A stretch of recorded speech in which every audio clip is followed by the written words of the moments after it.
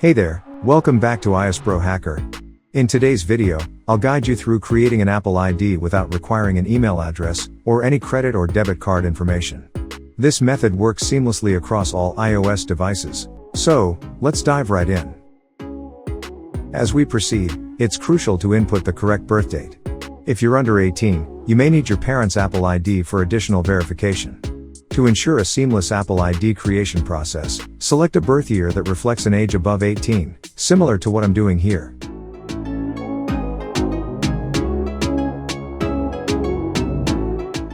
For the email field, use something unique. You can use any username and create a password. Ensure you remember these as they'll be your login credentials.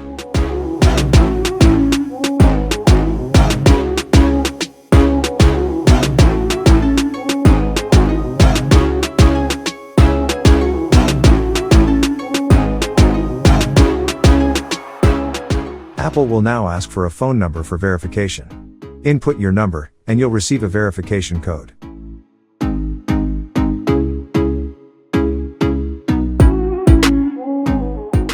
Enter the code when prompted.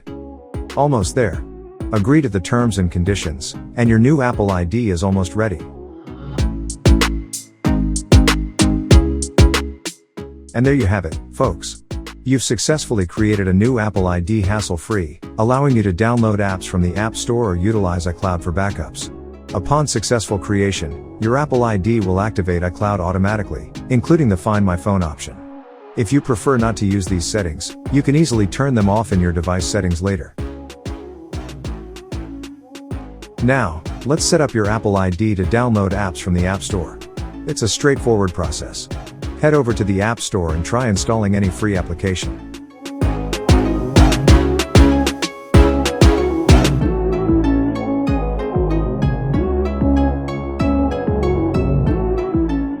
During this process, your iPhone may prompt you to enter your password multiple times. Simply comply with the prompts.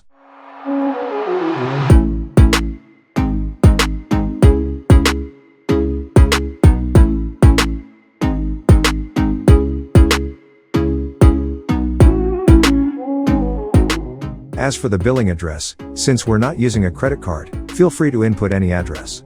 It doesn't necessarily have to be your actual address. However, remember, if you intend to use a debit or credit card in the future, you should input the accurate billing details. And there you have it.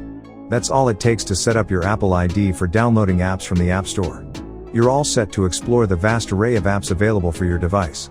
If you have any questions, drop them in the comments below. Remember to engage with us by commenting, liking, and subscribing for more helpful tutorials and updates. Thank you for watching.